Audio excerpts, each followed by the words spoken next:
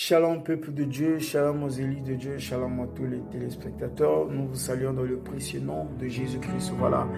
Et donc aujourd'hui, voilà, j'ai eu à cœur, comme l'évangéliste Abraham a l'habitude de dire, que voilà, j'ai toujours à cœur parce que ouais, nous devons avoir à cœur de l'œuvre de Dieu. Voilà, nous devons avoir l'œuvre à cœur. Parce que l'Esprit de Dieu qui habite notre esprit, habite le cœur. Donc, il nous donne toujours des directions, des directives à suivre. Donc, voilà. Et donc, avant que je rentre dans le vif de ce que je vais dire, j'aimerais partager avec vous une petite exhortation que je vais faire avec vous. Je vais premièrement prier. Je vais d'abord prier, voilà.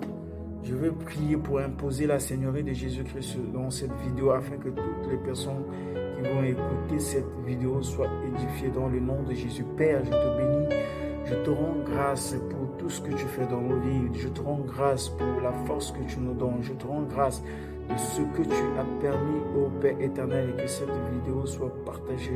Ce que tu as permis que ton peuple soit béni à travers cette vidéo. Je prie au nom de Jésus que toutes les personnes qui vont écouter cette vidéo soient bénies dans le nom puissant de Jésus, dans le nom de Jésus. Père, je prie que tu rencontres toutes les personnes, que tu rencontres chaque personne qui vont écouter cette vidéo, que ce soit en famille ou des personnes vont écouter cette vidéo. Je prie au nom de Jésus, Père, que tu rencontres cette famille au nom de Jésus, au nom de Jésus, au nom de Jésus. Seigneur, merci parce que tu le fais. Je te bénis, je te rends grâce, que toute l'honneur et la gloire te reviennent au nom de Jésus. Amen. Voilà, et donc, j'aimerais, avant que je parle de mon message, j'aimerais parler en fait, de la vision, en fait, je vois la signification vraiment de la chaîne que nous avons créée, qui est les chaînes de Mamré. Voilà, c'est une vision tirée dans le livre de Genèse, chapitre 18. Voilà.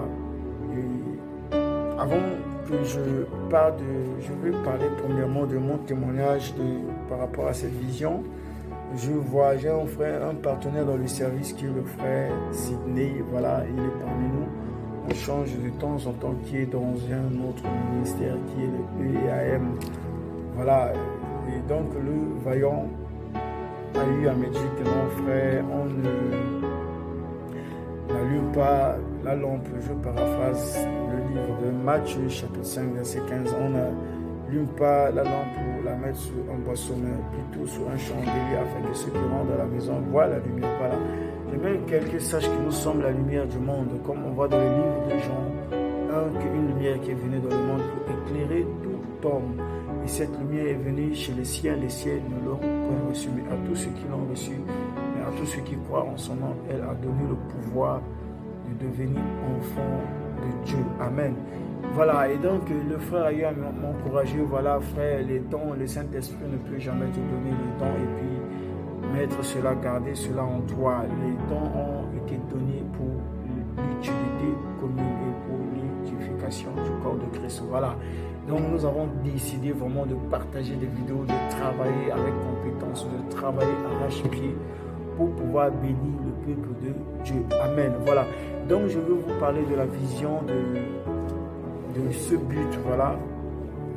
La vision tirée dans le livre de Genèse. Et dans le livre de Genèse, nous voyons, on nous parle des chaînes des Mamré. Ce sont des arbres dans lequel où Abraham se reposa en plein soleil pour trouver du repos. Et quand Abraham se reposait en plein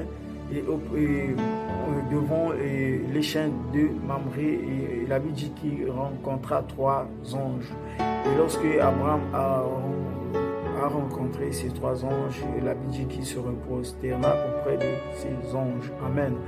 Et lorsque Abraham se prosterna, la Bible dit qu'il trouva grâce auprès de Dieu. Donc, et par là, le Seigneur m'a fait comprendre que nous devons être des personnes qui doivent amener ceux qui sont dans les ténèbres pour trouver du repos auprès de Dieu. Voilà. Donc, j'aimerais aussi que les gens sachent que tu ne peux pas venir te prosterner devant Dieu, trouver grâce auprès de Dieu, tant que tu te reproches de quelque chose. Jésus a dit, venez à moi tous ceux qui sont chargés et fatigués, je vous donnerai du repos. Lorsque tu viens auprès de Jésus-Christ, c'est pour te décharger de tout fardeau que tu as hérité dans le monde, pour que tu puisses porter son joug qui est doux et léger. Voilà. On ne vient pas à Christ et puis voilà, tu vis toujours dans tes anciennes habitudes, tu vis toujours dans les mêmes choses, tu vois. Et lorsque tu acceptes Jésus-Christ, j'aimerais que quelqu'un sache que accepter Jésus-Christ, c'est se dépouiller de tes anciennes habitudes. Tu ne peux pas accepter Jésus-Christ et puis la colère. Voilà pourquoi moi je dis que dès le premier jour de ma conversion, j'ai travaillé à ce que ma conversion soit radicale. Voilà. Donc c'est ça, tu ne peux pas, et puis on te dit de faire la repentance, et puis tu n'arrives pas à dévoiler certaines choses. Quand tu acceptes Jésus-Christ, ça veut dire c'est de te décharger de tout fardeau. La Bible dit dans le livre de Proverbes, chapitre 28, verset 13, que celui qui cache ses transgressions ne prospère point, mais celui qui les avoue et délaisse obtient miséricorde. Tu ne peux pas obtenir la miséricorde de Dieu tant que tu gardes, tant que tu n'abandonnes pas certaines choses. Il n'y a pas de péché. La Bible dit dans le livre de Jacques, chapitre 2, verset 10, quiconque observe la loi pêche contre un seul commandement devient coupable de tous. Donc le Seigneur, il n'y a pas de petit péché. Le Seigneur veut que nous puissions se débarrasser de tout ce que nous avons eu à hériter de la nature adamique. Voilà. Donc c'était ça vraiment la définition, la signification de la vision, voilà, et la signification de la vision de qui est le chien de Mamré, voilà. Et j'aimerais que quelqu'un sache que on est avec le péché, parce que tout homme qui vient dans le monde a la nature qu'il a héritée d'Adam et Ève. Et dans la session précédente, et Dieu nous a créés, nous étions des créatures parfaites que Dieu a créées. Il y a beaucoup de créatures que Dieu a créées.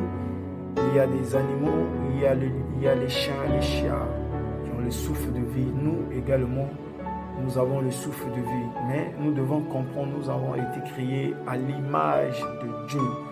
Et Dieu a créé l'homme à son image, selon sa ressemblance. Et il y a des choses, il y a beaucoup de personnes qui veut vraiment poser des questions à Dieu, qui veut sans pouvoir faire des choses que Dieu les demande de faire. Ils sont là, ils se justifient, ils se disent voilà pourquoi Dieu a fait ça. Pourquoi Dieu a fait ça? Toi tu poses des questions, pourquoi Dieu a fait ça? Il y a des gens, pourquoi Dieu ne veut pas tuer Satan? Parce que Satan a entraîné l'humanité dans le chaos. Tu dis que Dieu va tuer Satan. Toi qui as obéi au diable, qui a donné accès à la nature adamique pour commettre des péchés par habitude, est-ce que Dieu t'a tué? C'est ça le problème. C'est la question que l'humanité doit d'abord se poser. Tu veux que Dieu est amour. Dieu, on n'oblige pas Dieu. Dieu, il sait tout ce qu'il est en train de faire. D'ailleurs, nous avons reçu même la révélation de Satan dans l'Apocalypse. Il sera enchaîné après 1000 ans et voilà, il sera tourmenté dans le temple de feu éternel. Voilà. Donc pour l'histoire de Satan, Dieu, j'aimerais que quelqu'un sache que Dieu, il peut décider, mais il montre à Satan que l'humanité que tu as entraînée dans le chaos, c'est les mêmes personnes qui vont te démasquer. Voilà pourquoi Dieu suscite toujours des missionnaires, il suscite toujours, malgré le diable travaille, la Bible dit qu'il sachait qu'il a peu de temps. Satan, il ne sera jamais éternel. Voilà, parce que c'est Dieu qui est éternel. Voilà. Donc c'est ça. J'aimerais que quelqu'un sache que quand on est, notre esprit est coupé de Dieu, depuis le jardin, depuis l'homme a été corrompu par le péché adamique. Et voilà. C'est ce péché-là qui a fait en sorte que toutes les personnes qui naissent dans le monde ont la nature qu'ils ont héritée d'Adam et Ève. Et c'est cette nature qui nous donne de commettre le péché par habitude. Et cette nature donne à l'humanité la capacité de commettre le péché par habitude. Amen. Voilà, malgré ça, et donc on a eu à pécher, voilà.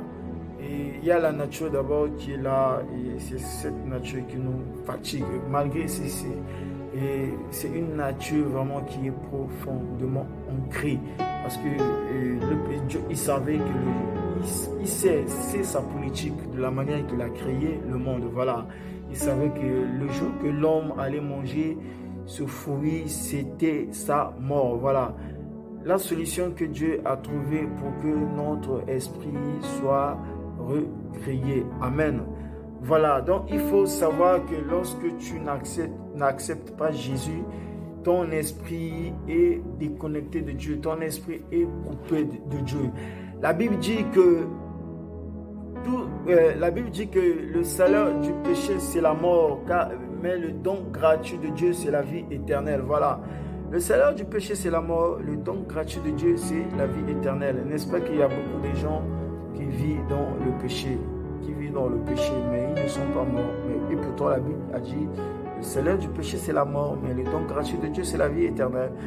J'aimerais que quelqu'un sache que la mort que Dieu nous a parlé, parce qu'il y a beaucoup de personnes qui vivent dans le péché, mais ils ne sont pas morts physiquement. Mais spirituellement, ils sont morts. Il y a des gens qui sont vivants, mais quoique morts. Ils se disent, voilà, qu'ils peuvent faire tout ce qu'ils veulent, mais spirituellement, ils sont déconnectés de Dieu. Spirituellement, ils sont coupés de Dieu. Donc, et Dieu malgré ça, Dieu a toujours trouvé la solution auprès de nous pour pouvoir nous réconcilier avec lui. Et la solution, c'est en Jésus-Christ que Dieu a trouvé cette solution. On voit cela dans le monde. Dieu prouve son amour. On voit ça dans le livre de Romains chapitre 5 au verset 8. Dieu prouve son amour envers nous en ce que lorsque nous étions encore des pécheurs, Christ est mort pour nous. Nous le voyons aussi dans le livre de Jean chapitre 3 verset 16, que Dieu a tant aimé le monde, il a donné son Fils unique afin que quiconque croit en lui ne périsse pas, mais il y a la vie éternelle. Non, il a trouvé la solution. J'aimerais que quelqu'un sache que voilà, je vais illustrer cela en parlant d'une maison. Tu as construit une maison et puis voilà, la maison tombe. Est-ce que tu vas vendre la parcelle? Bon, pour l'humanité, les pensées de Dieu, ne sont pas les pensées des hommes. L'on peut acheter une maison, construire une maison et puis voilà, la maison tombe. Il peut avoir la paresse de pouvoir taper sa maison. Il peut aussi avoir des moyens, mais il peut également décider de vendre la maison, d'acheter une autre maison et puis voilà, faire autre chose. Et parfois aussi hypothéquer l'argent qu'il a reçu en vendant sa maison. Voilà.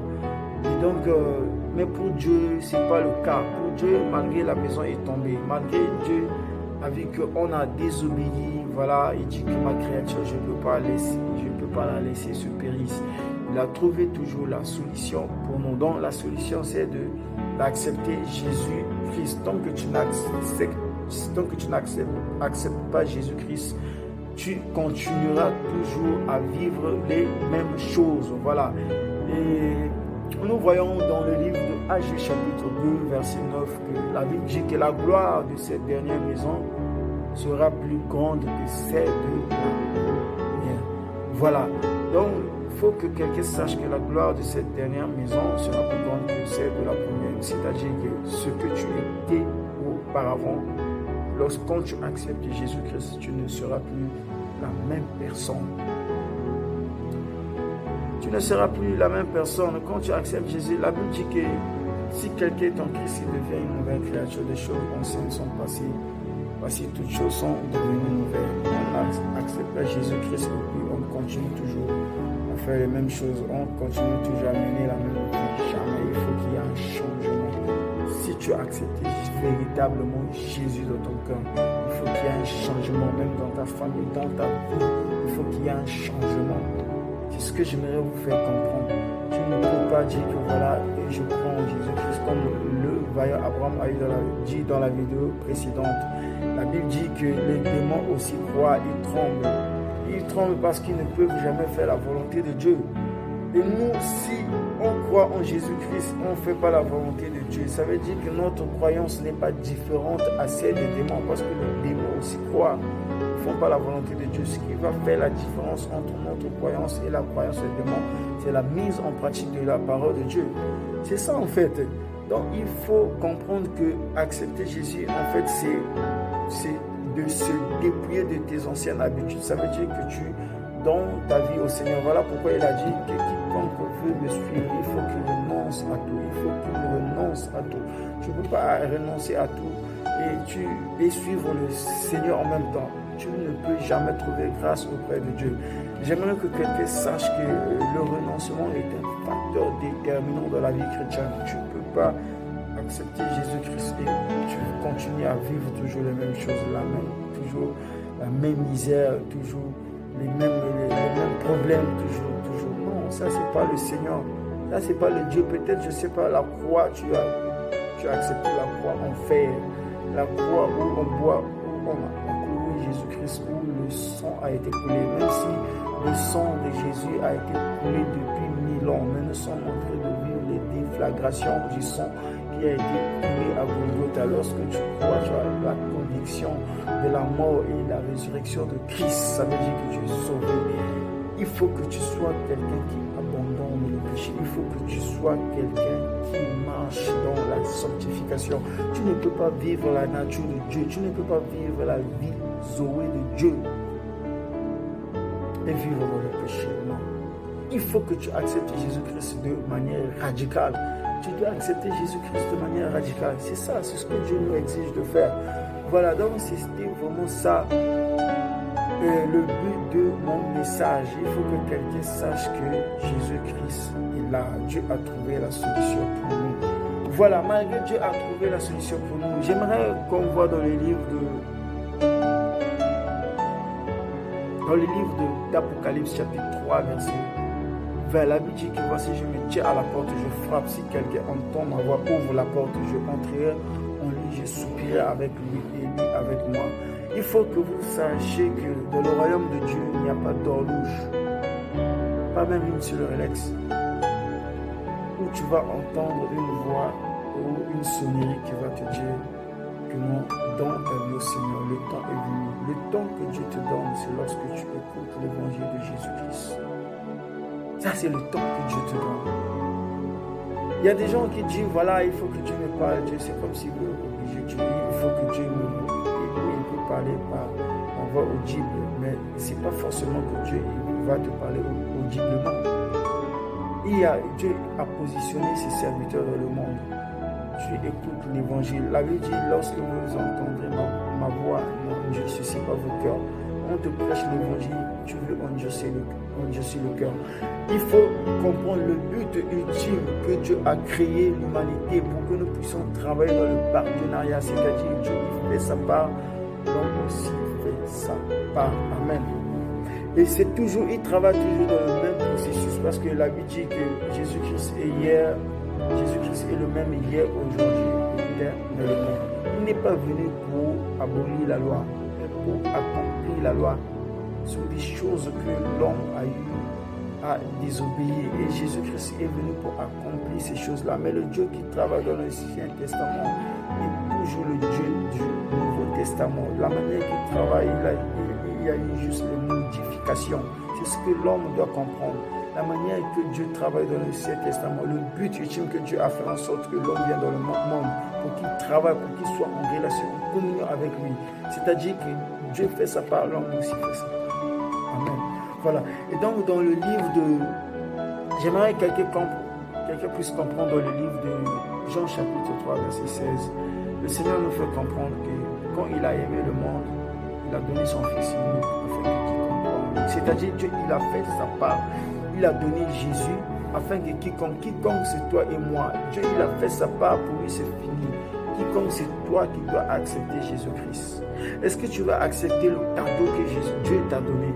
La solution que Dieu a trouvée pour toi, pour que tu puisses te débarrasser de la nature des péchés qui te fatiguent. Des choses qui donnent accès à l'ennemi de pouvoir voler les bénédictions de Dieu dans ta vie. Est-ce que tu vas accepter ce cadeau ou tu vas rejeter la parole de Dieu?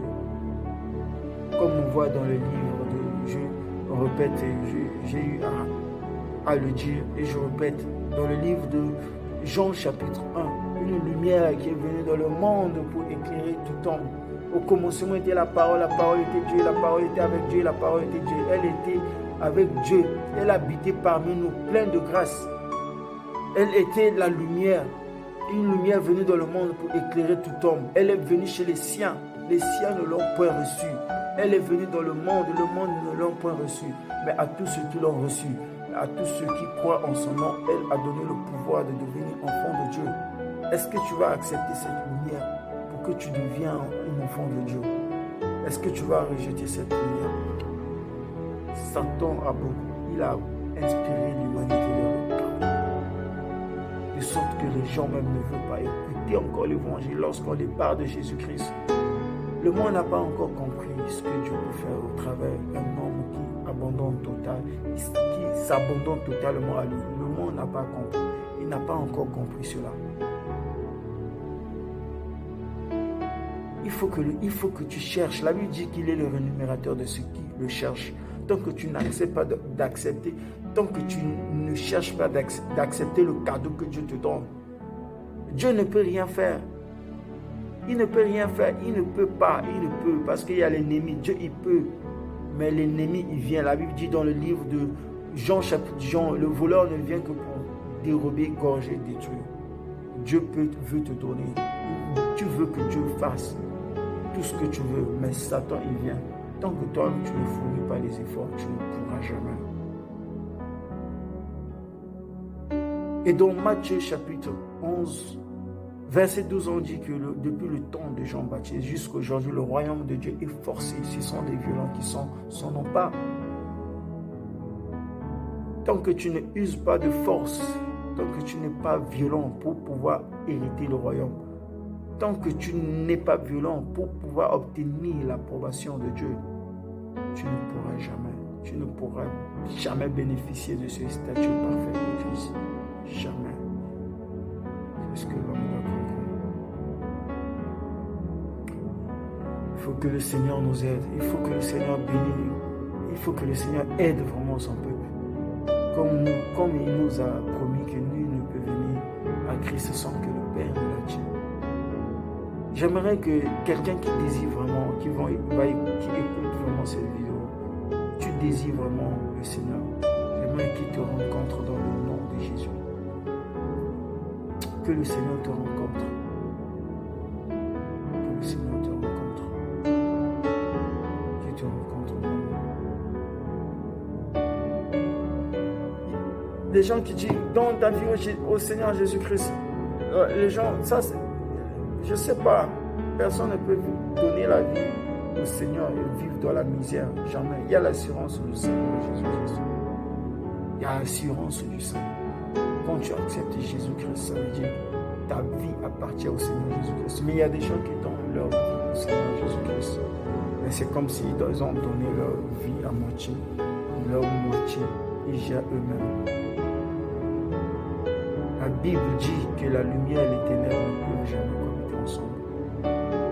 Dieu te donne des révélations, il te parle sur certaines choses. Mais tu t'appuies sur la sagesse. Tu te dis non, voilà, moi, je fais ça. C'est pas de Dieu. Dans ta vie, ta pensée doit centraliser sur l'œuvre de Dieu. Jésus-Christ t'a racheté à un grand prix dans le royaume du diable. Il t'a transporté dans son royaume.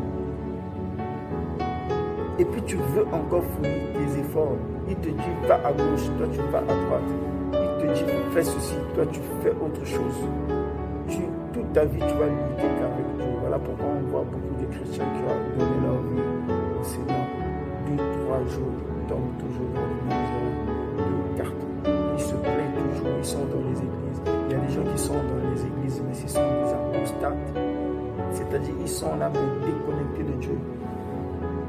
D'autres sont des rétrogrades.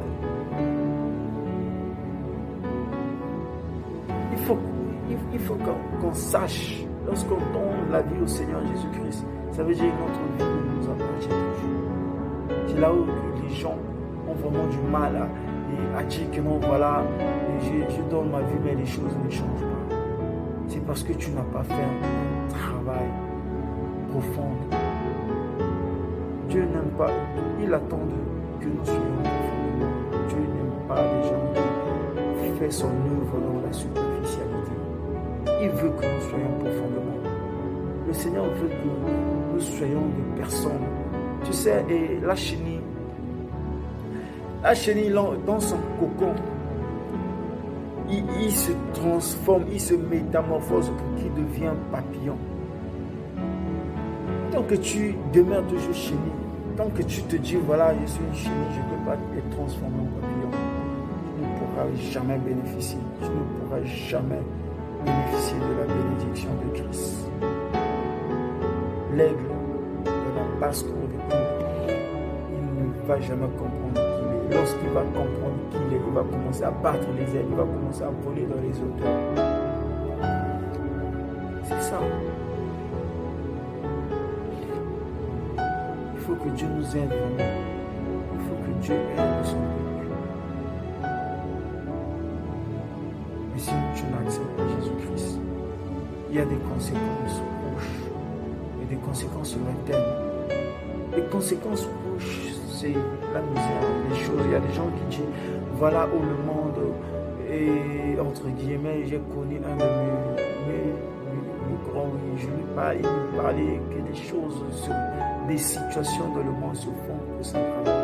Les situations se font pour s'aggraver.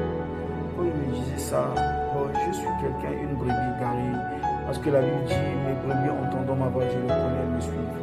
Moi, j'étais dans le monde, j'ai eu à faire des choses pas possibles. Et j'ai eu à faire des choses empirées, je peux dire. J'ai eu des gens qui sont morts, mais c'est pas des personnes qui sont mortes, où moi j'ai fait des grandes choses plus que eux. Mais ces gens-là sont morts, Dieu m'a gardé en vie, il m'a sauvé, il m'a lavé par son sang. J'ai accepté le Seigneur. Mais ce n'est pas parce que Dieu m'aime plus que ces gens-là. C'est tout simplement, j'ai compris ce à quoi que Dieu m'a envoyé dans ce monde. Tu ne peux pas vivre la vie de Dieu dans le péché, impossible. Ésaïe chapitre 59, à partir du verset 1 au verset 2, je paraphrase. Et non, la main de l'Éternel n'est pas trop grande pour sauver, ni ses oreilles sourdes pour entendre. Et ce sont nos cris, nos larmes qui nous cachent la face de Dieu. Ce sont nos péchés qui nous mettent des barrières entre nous et Dieu.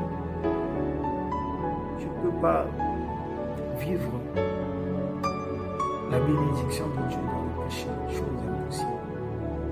Les situations se font s'aggraver. Tu restes chez toi, tu restes tranquille, tu cherches la volonté de Dieu, tu consultes le Saint-Esprit. Il te donne des directions à suivre.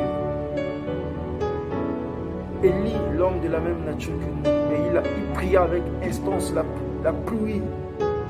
Et la pluie ne tomba jamais pendant 3 ans ici, 6 mois.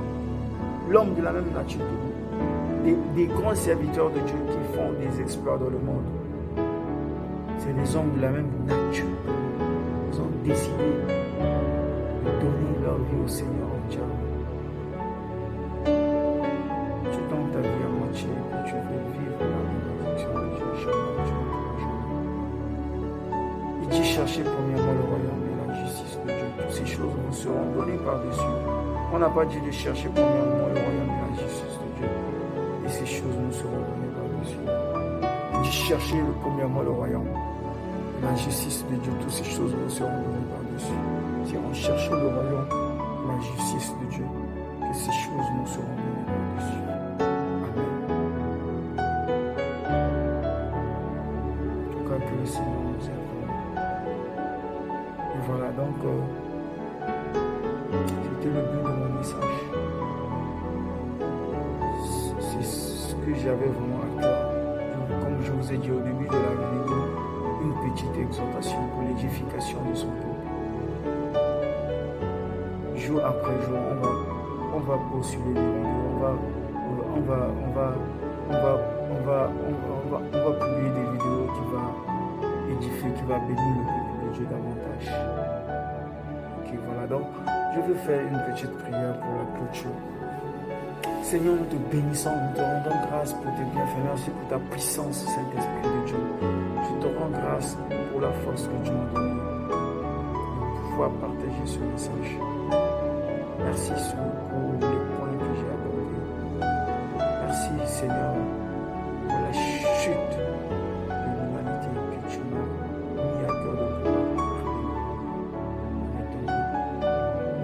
pour la solution que tu as trouvée. Merci pour la solution que tu veux que l'on puisse avoir de ce que tu nous amènes toujours à accepter. Le don que tu nous as donné. Merci pour l'assurance du salut. Seigneur, je te bénis, je te rends grâce pour tes bienfaits. Je te rends grâce au nom de Jésus. Je prie au nom de Jésus que toutes les personnes qui ont des difficultés d'abandonner le péché, toutes les personnes au cœur de gloire qui ont du mal et qui luttent avec le péché, je prie que la puissance du Saint-Esprit se manifeste véritablement dans leur vie. Au nom de Jésus, au nom de Jésus. Père, je prie au nom de Jésus que tu sois en mission dans la vie de toutes les personnes qui vont écouter, qui vont désirer au Père de gloire se réconcilier avec toi. Seigneur, fais-le de grâce par ton amour et par ta fidélité. Au nom de Jésus, au nom puissant de Jésus. Au nom de Jésus-Christ. Au nom de Jésus-Christ. Merci Seigneur parce que tu le fais. Je te bénis Saint-Esprit de Dieu. Je prie même que tu déverses la bénédiction dans la vie de toutes les personnes qui vont écouter cette vidéo. Je prie que tu déverses la bénédiction spirituelle dans la vie de toutes les personnes qui vont écouter cette vidéo. Je prie que tu déverses, oh Seigneur, la maturité spirituelle, intellectuelle dans la vie de toutes les personnes qui vont écouter cette vidéo. Je prie au nom de Jésus que toutes les personnes qui vont écouter cette vidéo soient inspirées, ô Père de gloire, de ton esprit, ô Papa. Je t'en supplie, Saint-Esprit de Dieu, fais-le de grâce par ton amour et par ta fidélité. Au nom de Jésus-Christ, au nom puissant de Jésus-Christ, j'ai ainsi prié. Amen.